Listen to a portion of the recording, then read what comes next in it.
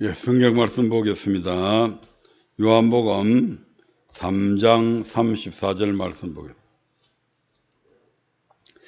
예, 같이 합독하도록 하겠습니다.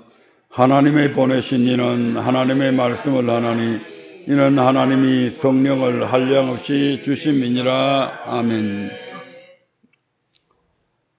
하나님이 보내신 분 이는 하나님의 말씀을 한다. 예. 그래서 예수님께서 하나님이 보내신 분인가를 제자들은 어떻게 알았느냐?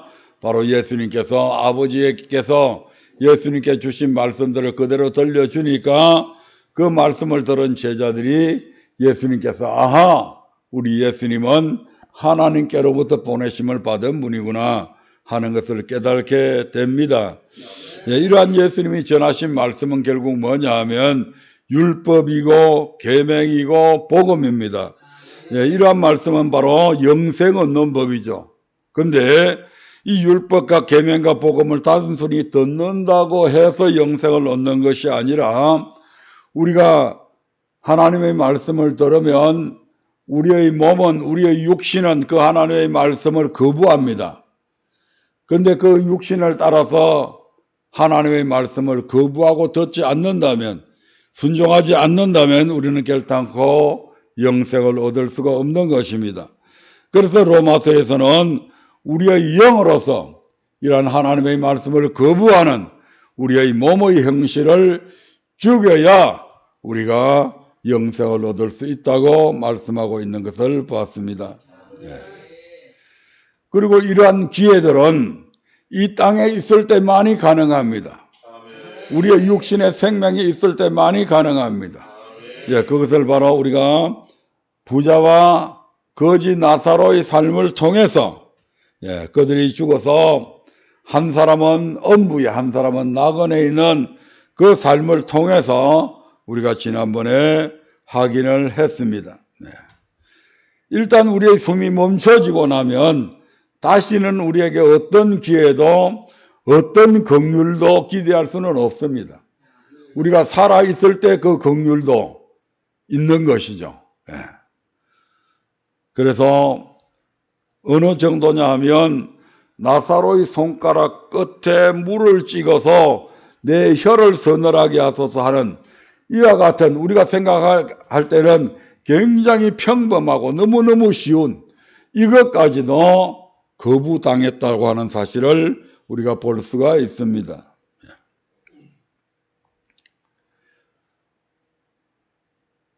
그러므로 우리는 항상 주맞을 준비해야 되는데 이는 곧 우리가 언제 죽을지, 예, 오는 시간에 있어도 가는 시간은 없다고 그러잖아요. 예, 그러면서 성경은 어떻게 구성이 되어져 있느냐? 크게 나누어서 창세기 1장과 창세기 2장부터 계시록까지, 예, 이 두 부분으로 나누어져 있다는 것을 말씀을 드렸습니다. 그래서 창세기 1장에서는 누구에 대한 말씀을 하셨다고요? 어떤 하나님? 예, 창조주 하나님. 예, 창조주 하나님에 대해서 기록이 되어져 있고, 창세기 2장부터 계시록까지는 어떤 하나님? 예, 여호와 하나님. 예, 언약의 하나님. 창조주와 내가 언약을 맺었는데 그 언약 속에서 우리의 모든 인간의 생사화복, 예, 모든 나라나 개인들의 흥망성쇠가 바로 그 언약 안에서 이루어지는 사실들을 성경 전체가 기록을 하고 있다 이 말입니다. 예. 아담과 언약을 맺었는데 아담이 어떻게 했냐? 가인과 아벨도 하나님과 언약을 맺었는데 어떻게 했냐? 노아도 하나님과 언약을 맺었는데 어떻게 했냐? 에녹이 하나님과 언약을 맺었는데 그들이 어떻게 했냐? 예.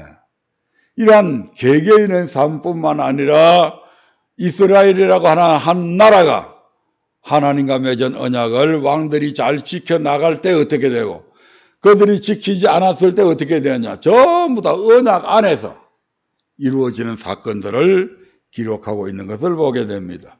그래서 우리가 지난번 시간에 첫 번째 아담에 대해서 아담이 하나님과 언약을 어겼는데 그 하나님과의 언약을, 예, 파기시킴을 통해서 아담은 에덴에서 쫓겨나게 되고 인류의 모든 죄성을 유발시키는 원죄를 저지르는 장본인이 되었다 이 말씀이죠. 아멘.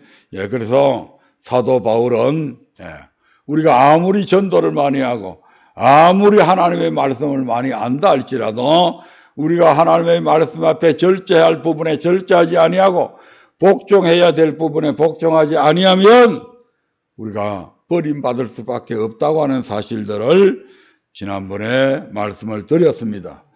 오늘 이어서 성경은 창세기 1장과 2장으로 나뉘어지는데 2장부터 계시록 14장까지에 나오는 그 모든 내용을 가리켜서 우리는 성경 안에 언약 안에 이것이 이제 언약인데 언약 안에서 또 두 부류로 나눠지죠. 어떤 언약요? 예수님이 오시기 전의 언약과 예수님이 오신 이후의 언약으로 나뉘어집니다. 이것을 가리켜서 구약 또 하나는 신약이라고 말씀하고 있는 것을 보게 됩니다. 시편 89편 3절에 보면 하나님은 아무하고나 이러한 언약을 맺는 것이 아니라 반드시 택한 자와 언약을 맺습니다. 시편 89편 3절입니다. 시작. 주께서 이르시되 내가 나의 택한 자와 언약을 맺으며. 누구와 언약을 맺는다고요? 택한 자와 언약을 맺는다. 하나님은 절대로 아무하고나 언약을 맺는 것이 아닙니다. 택한 자와 언약을 맺습니다. 그래서 이 성경책은 아까 무슨 책이라고 그랬어요? 언약책이라고 그랬죠. 그래서 이 언약책은 믿는 자하고 상관이 있는 책이다 이 말입니다. 하나님의 택하심을 입은 자들에게 필요한 책이다 이 말입니다. 그런 언약을 맺은 택한 자들과 언약을 맺는데 하나님께서 창세기 2장 7절에 보면 이런 말씀이 있습니다. 창세기 2장 7절입니다. 시작. 여호와 하나님이 흙으로 사람을 지으시고. 아멘. 여호와 하나님이 사람을 무엇으로 지었다고요? 흙으로 지었다고요. 우리의 껍데기, 우리의 육신, 그 사람은 뭘 가지고 만들었다고요? 흙으로 만들었다고요. 저 길가에 다니는 개나 우리에 있는 소나 마구 돼지간에 있는 그 돼지나 전부 다 무엇으로 만들어졌다고요? 흙으로 다 만들어진 존재입니다. 그래서 이것까지만 보면 동물이나 모든 동물이나 사람은 똑같은 존재다 이 말입니다. 그런데 놀라웠게도 하나님께서는 흙으로 사람을 만드셨을 뿐만 아니라 다시 보여주세요. 시작. 여호와 하나님이 흙으로 사람을 지으시고 생기를 그 코에 불어넣으시니 사람이 생명이 된지라. 아멘. 끝 사람은 흙으로 만들었지만 이 흙으로 만든 사람의 속에 우리 하나님께서 생기, 즉 속 사람을 불어넣었다 이 말입니다. 그래서 사람이 뭐가 되었다고요? 생명이 되었습니다. 그래서 사람이 죽으면 그 사람은 흙으로 만들어졌기 때문에 반드시 흙으로 돌아가고 우리의 속 사람은 생명은 바로 누구 앞에 선다? 주님 앞에 반드시 서도록 되어 있습니다. 아멘. 스가랴서 12장 1절에서는 이런 말씀이 있습니다. 스가랴서 12장 1절입니다. 같이 읽어봅니다. 여호와 곧 하늘을 펴시며 땅의 터를 세우시며 사람 안에 심령을 지으신 자가 가라사대. 다시 한번 더 읽습니다. 이스라엘에 관한 여호와의 말씀의 경고라. 여호와 곧 하늘을 펴시며 땅의 터를 세우시며 사람 안에 심령을 지으신 자가 가라사대. 사람 안에 무엇을 지었다고요? 심령을 지으신 이가 누굽니까? 바로 여호와 하나님께서 사람 안에 생기를 불어넣어서 사람 안에 심령을 지으셨다 이렇게 말씀합니다. 욥기 32장 8절에도 보면 그런 말씀이 있습니다. 욥기 32장 8절입니다. 시작. 사람의 속에는 심령이 있고 사람 안에 뭐가 있다고요? 예, 끝 사람 안에, 흙으로 만든 사람 안에 뭐가 있다고요? 심령이 있다고요. 많은 사람들이 이 안에, 우리 사람 안에 심령이 있다는 걸 잘 몰라요. 죽으면 혼이 떠돌아다닌다고 그런 식은 이해를 하고 있어요. 그래서 그 혼이 뭐 조상신이라고 그러고, 예, 그렇게 이야기하는데, 우리 사람의 심령에는, 사람의 속에는 뭐가 있다고요? 심령이 있단 말씀이에요. 영혼이 있는 거예요. 이 영혼은 죽지 않습니다. 그러고 뭐 지옥에서 외출 나가갖고 제삿날 되면 뭐 제삿밥 먹으러 오고 그리 못합니다.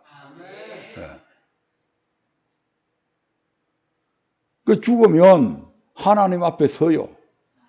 그리고 지금은 낙원과 음부로 각각 나뉘어져서 가게 됩니다. 아멘. 네. 그래서 우리 사람이라고 하는 존재가 단순히 이 껍데기만 만들어진 이게 사람이 아니라 이 말이에요. 더 소중한 것은 이 껍데기보다도 더 소중한 게 뭐라고요? 우리의 심령이다 이 말입니다. 이 껍데기는 언젠가는 죽어요. 근데 이 영혼은 영원토록 죽지 않는다 이 말입니다. 예, 두 번째 이제 성경에 보면 이스라엘 백성들과 언약을 맺으시는 하나님을 보게 되는데요. 그 하나님께서 이제 이스라엘 백성들과 언약의 하나님, 여호와 하나님이신 것을 하나님께서 가르쳐 주시는데, 모세가 이제 애굽의 왕자로 있다가 결국 그 애굽의 군인을 죽임을 통해서 이제 애굽에서 도망 나와서 미디안 광야라고 하는 곳에 살게 됩니다. 그 미디안 광야에는 보면 시내산이라고 하는 산이 있어요. 아멘. 예, 그래서 그 산에 모세가 나아갔을 때에 거기에 이제 하나님께서 나타나셔서 모세 보고 네가 내 백성 이스라엘을 애굽에서 탈출시켜야 되겠다. 예, 그래서 이제 네가 책임자니까 가라라고 얘기하니까 모세가 내가 지금 나이가 젊은 나이도 아니고 나이가 80이 돼가지고 내가 무슨 그런 일을 할 수 있겠습니까? 못합니다 하고 거절을 하게 되고, 이러한 하나님과의 대화 속에서 그러면 만약에 내가 이스라엘 백성들에게 간다면 그들이 내한테 네 하나님 이름이 무엇이냐라고 물어보면 내가 뭐라고 말하겠습니까? 라는 질문을 하게 될 때에 이제 하나님께서 모세에게 당신의 정체를 이렇게 말씀하십니다. 출애굽기 3장 14절부터 15절의 말씀입니다. 시작. 하나님이 모세에게 이르시되 나는 스스로 있는 자니라. 또 이르시되 너는 이스라엘 자손에게 이같이 이르기를 스스로 있는 자가 나를 너희에게 보내셨다 하라. 하나님이 또 모세에게 이르시되 너는 이스라엘 자손에게 이같이 이르기를 나를 너희에게 보내신 이는 너희 조상의 하나님 곧 아브라함의 하나님 이삭의 하나님 야곱의 하나님 여호와라 하라. 이는 나의 영원한 이름이요 대대로 기억할 나의 표현이라. 아멘. 이 두 구절의 말씀 속에서 아주 중요한 말씀이 나오는데, 하나님은 당신의 정체에 대해서 뭐라고 말씀하셨다고요? 나는 스스로 있는 자다. 네. 모든 존재하는 것들은 누군가에 의해서 만들어지거나 누군가에 의해서 태어난 존재들입니다. 아멘. 자기 스스로 존재하는 것들은 아무것도 없다 이 말입니다. 이 스스로 있는 자라고 하는 말씀은 내가 곧 창조자다 이런 말씀입니다. 우리 하나님께서 스스로 존재하시는 이 창조주 하나님께서 모든 다른 피조물들을 있게 만들었다 이 말입니다. 아멘. 그래서 조물주와 피조물로 나뉘어지는 겁니다. 그런데 이 조물주 되시는, 창조자 되시는 우리 하나님이 이름이 뭐냐 하면 바로 여호와다 이 말입니다. 그렇게 창세기에서 창세기 1장과 창세기 2장부터 계시록까지의 말씀을 딱 나눠놨는데 여기 출애굽기 3장 14절 15절에서 이 두 말씀을 바로 연결시켜서 지금 말씀을 하고 있잖아요. 14절에서 나는 스스로 있는 자자 창조주다. 아멘. 15절에서 창조주인 나의 이름은 바로 뭐다? 여호와다. 이스라엘 백성들과 당신의 택한 백성들과 언약을 맺는 하나님이다. 이것을 선포하고 있는 것을 보게 됩니다. 하나님의 여러 가지 이름이 있지만 이 이름이 바로 영원한 이름이고 대대로 기억해야 할 나의 표다. 대표적인 호칭이다. 아멘. 이렇게 말씀을 하고 있는 것입니다. 이스라엘 백성들은 그들이 모태에 조성되기도 전부터 하나님의 택함을 입었습니다. 신약 시대를 살아가고 있는 우리는 언제부터 택함을 입었냐? 에베소서 1장 4절에 보면 창세 전에, 이 지구가 창조되어지기 전에, 사람이 이 땅에 창조되어지기 전에 저와 여러분들을 하나님께서는 택하셨다고 말씀하고 있습니다. 그런 택하신 하나님께서 이제 이스라엘 백성들에게 세 가지 구원을 약속하시게 됩니다. 그 첫 번째 약속이 바로 출애굽기 6장 6절의 구원입니다. 같이 한번 읽어보겠습니다. 출애굽기 6장 6절 시작. 그러므로 이스라엘 자손에게 말하기를 나는 여호와라. 내가 애굽 사람의 무거운 짐 밑에서 너희를 빼어내며 그 고역에서 너희를 건지며 편팔과 큰 재앙으로 너희를 구속하여. 아멘. 하나님께서 이스라엘 백성들을 애굽에서 구원해 주겠다 이렇게 말씀하고 있는 것이죠. 나는 여호와다.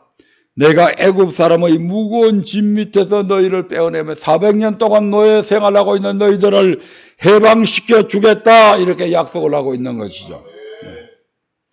그리고 너희들이 당하는 그 모든 고역과 고통에서 너희들을 건져주고 편팔과 큰 재앙으로 너희를 구속하겠다. 다시 말씀드리면 애굽에서 구원해 주겠다. 오늘날로 이야기하면 죄에서 구원해 주겠다 이 말입니다. 그리고 이 구원은 이스라엘 백성들의 노력이 전혀 필요가 없습니다. 하나님의 전적인 은혜였다 이 말입니다. 이스라엘 백성들이 레지스탕스나 같은 그런 지하 조직을 구성을 해서 애굽의 반기를 들고 독립투쟁을 하고 그렇게 해서 해방된 게 아니다 이 말입니다. 그들은 아무것도 안 했어. 10가지 재앙도 하나님께서 다 내리셨고 하나님께서 세우신 모세와 아론이 바로에게 찾아가가지고 내 백성을 보내주라, 해방시켜주라 이렇게 하나님의 명령을 따라서 요구했을 뿐 이스라엘 백성들이 한 일은 하나도 없습니다. 아멘.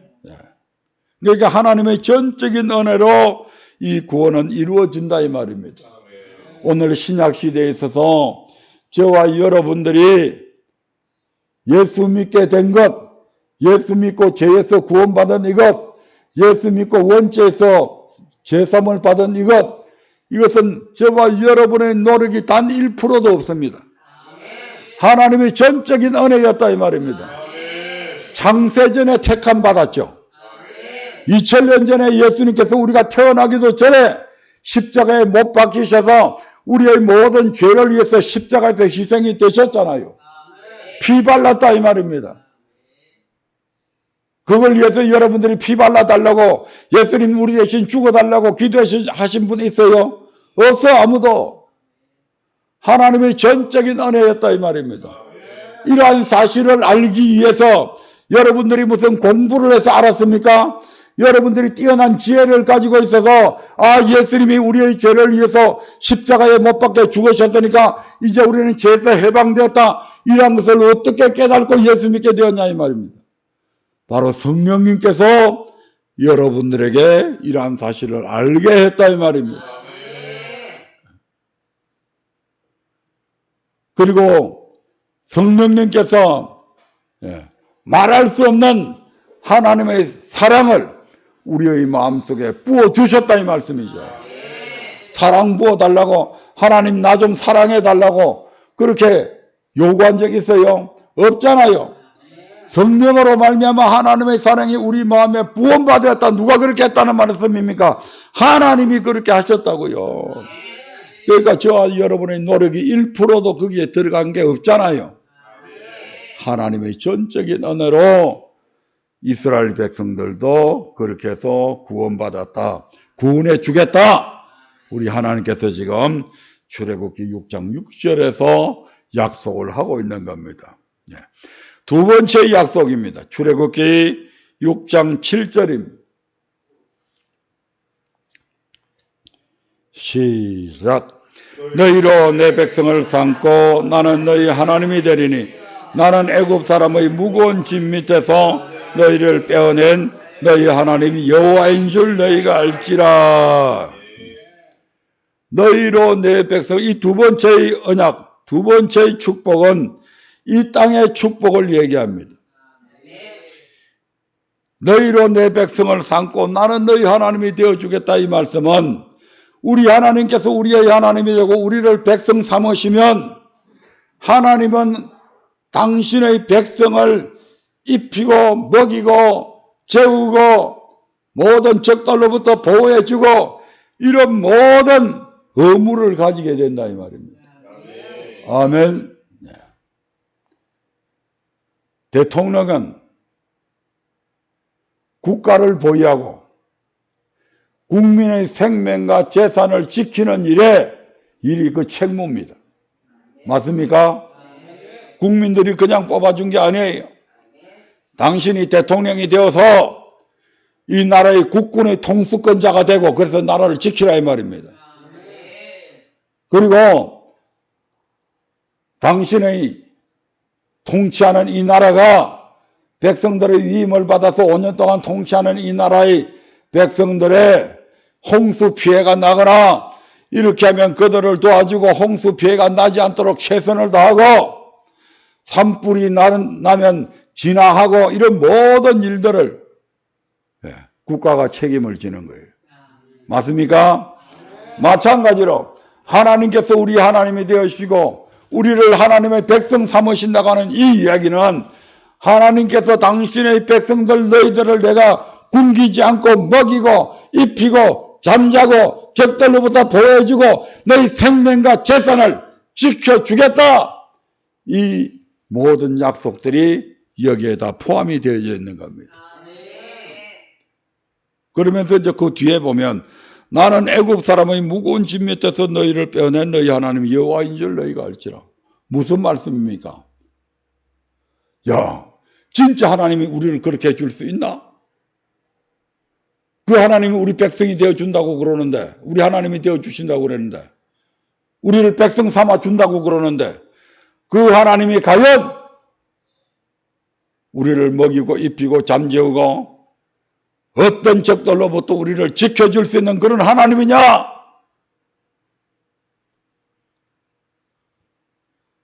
이런 의무를 가지는 자들에게 하나님은 지금 뭐라고 이야기합니까? 나는 애굽 사람의 무거운 짐 밑에서 너희를 빼어낸 너희 하나님이 여호와다.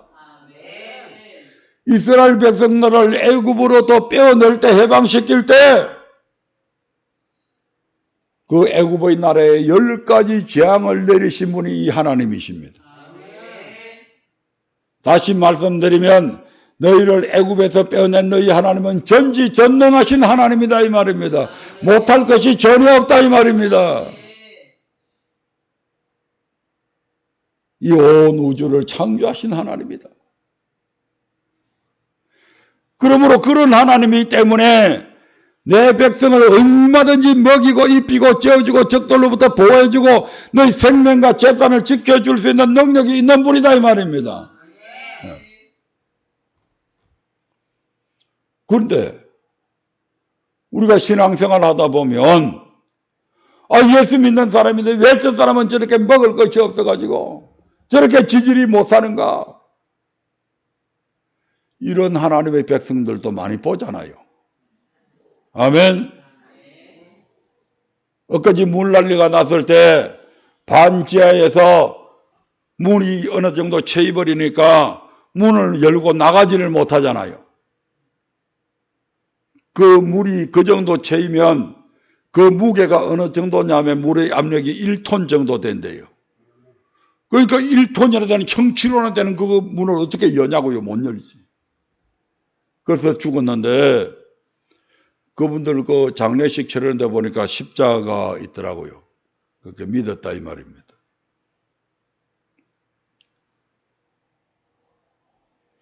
왜 하나님은 이런 난리 속에 물난리 속에서 왜 보호해 주시지 않는가? 왜 수많은 예수 믿는 사람들이 가난과 궁핍 속에서 괴로워하며 고통당하며 아우성치고 있는가? 왜 예수 믿는 사람들이 그들의 삶 속에서 평안함을 누리지 못하고 가정이 파탄나고 가정에서 수많은 분쟁들이 이웃과의 분쟁들이 왜 그렇게 일어나고 있는가? 여호와께서 우리 하나님의 되어주시고 우리를 백성 삼으신다고 할지라도 거기에는 무조건 교회 나온다고 해서 무조건 예수 믿었다고 해서 다 이 복을 받아 누리는 것은 아니라고 하는 사실을 성경은 우리에게 말씀하고 있습니다. 시편 128편 1절부터 6절의 말씀을 한번 보겠습니다. 천천히 같이 읽어보겠습니다. 시작. 여호와를 경외하며 그 도에 행하는 자마다 복이 있도다. 내가 내 손이 수고한 대로 먹을 것이라. 내가 복되고 형통하리로다. 아멘. 내가 내 손이 수고한 대로 먹을 것이다. 내가 복되고 형통할 것이다. 분명히 이렇게 말씀하셨는데 열심히 일을 해서 돈을 몇천만 원 모았어. 이걸 무슨 사업을 할 거라고 이제 구상을 하고 있는데 어느 날 친구란 녀석이 찾아와가지고 야 무슨 이런 좋은 사업이 있는데 야 한번 해보자. 나 돈 이만큼인데 니 돈 얼마 있냐? 같이 투자해서 우리 같이 해보자. 그렇게 해가지고 거기 투자를 했더니 사기를 당한 겁니다. 내가 내 손이 수고한 대로 수고 열심히 해가지고 많은 것을 가졌는데 먹었다 못 먹었다? 빼앗겨버린 거예요. 이런 일들은 우리가 살아가는 이 땅에서의 살아가는 삶 속에서 끊임없이 일어나고 있는 일들입니다.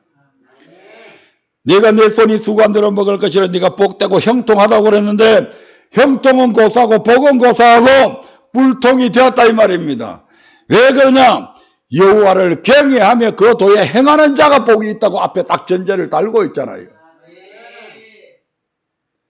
똑같이 예수를 믿어도 똑같이 말씀을 들어도 여호와의 말씀을 경외하며 그 도에 행하는 그런 복된 사람이 있고 백날 천날 듣는데도 불구하고 한 귀로 듣고 한 귀로 흘려서 제멋대로 살아가는 사람들이 있다 이 말입니다.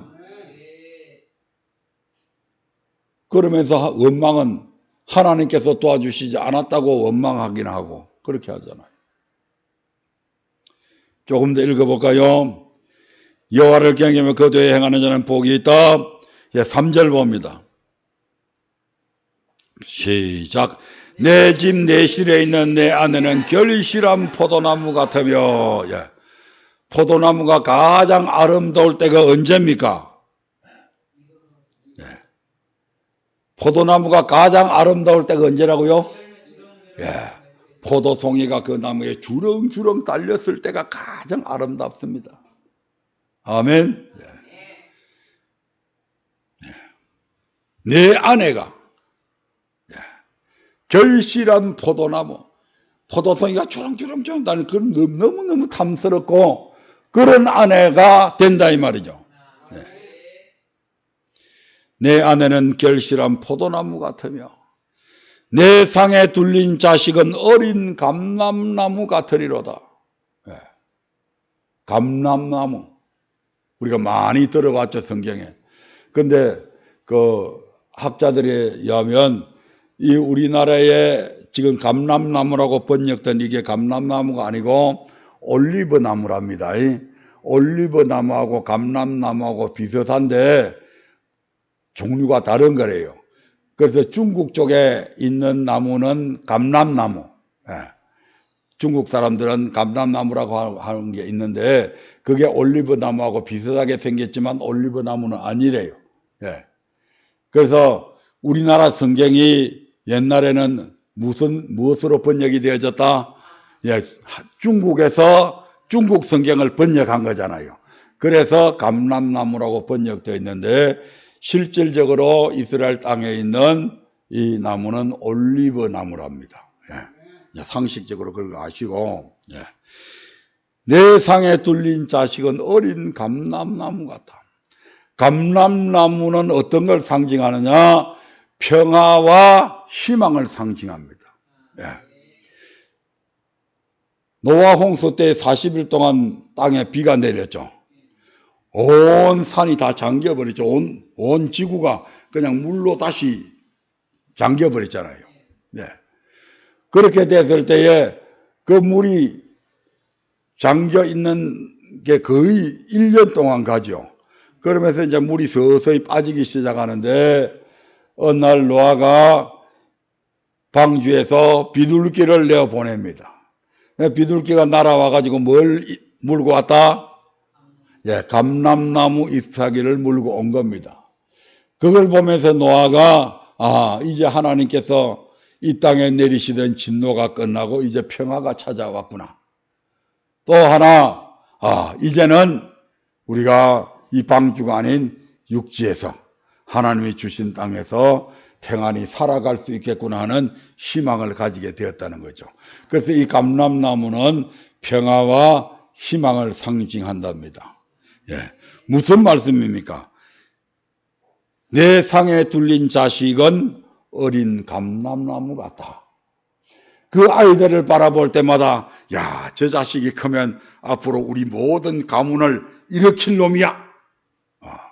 이런 큰 기대를 자식들을 바라보면서 부모들은 갖잖아요. 아멘. 옛날에는 자식들이 8명, 9명 나오면 장남 하나를 대학에 보내려고 소 팔고 몸 팔고 해가지고 자식 대학 보내잖아요. 왜요? 나머지 애들은 중학교도 제대로 못 가는데 왜 그 큰 자식에게만 그렇게 해서 투자를 해서 왜 학교 보낼까요? 그 자식이, 그 장남이 우리 집안의 희망이다 이 말입니다. 저놈을 제대로 공부시켜 놓으면 저놈이 나중에 자기 동생들 다 취직시키고 잘 살게 만들어 줄 거야. 이런 희망을 갖고 부모님이 자신의 모든 재산을 팔아서 소 팔고 논 팔고 해서 자식 대학 보내는 거죠. 근데 그런 자식들이 이제 훌륭한 대학 나왔다고 공부하는 동생들 무시하고 부모는 내몰라라 하고 그렇게 했을 때 그 부모들이 억장이 무너져 내려앉는 거죠. 그래서 근데 내 상에 둘린 자식은 어린 감람나무 같다. 그 자식들이 얼마나 잘 자라는지, 얼마나 희망적인 모습으로 자라는지, 이런 복이 주어진다 이 말입니다.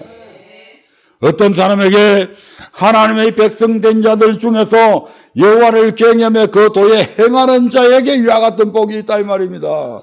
무조건 교회 나온다고 이와 같은 복이 있는 게 아니고, 그러면서 4절에 다시 말씀하잖아요. 4절 봅니다. 시작. 여호와를 경외하는 자는 이같이 복을 얻으리로다. 다시 한번 반복해서 말씀드리죠. 확실하다 이 말입니다. 1절에서도 4절에서도 똑같은 말씀을 반복하잖아요. 그 다음에 5절 6절 봅니다. 시작. 여호와께서 시온에서 내게 복을 주실지어다. 너는 평생의 예루살렘의 복을 보며 내 자식의 자식을 볼지어다. 이스라엘에게 평강이 있을지로다. 아멘. 여호와께서 시온에서 내게 복을 주실지어다.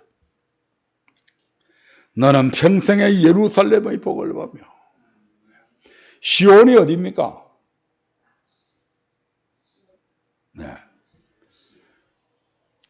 예루살렘은 아는데 시온은 잘 모르죠. 이 예루살렘은 원래 가나안 족속인 여부스 족속들이 살고 있던 지대입니다. 그런데 이 예루살렘 안에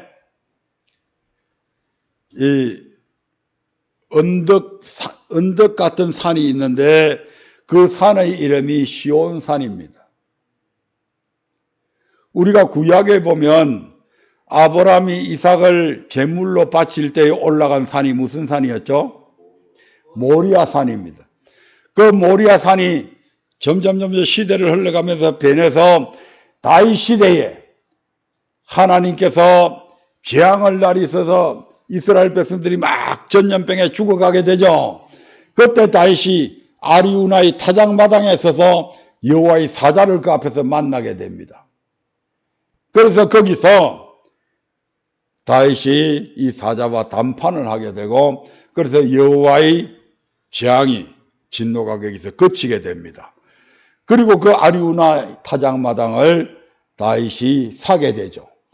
거기에다가 바로 성전을 짓게 되는데 그 장소가 바로 뭐다 지금 시온산이다 이 말입니다.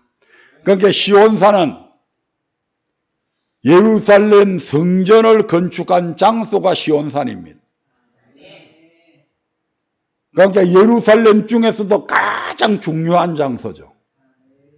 아멘.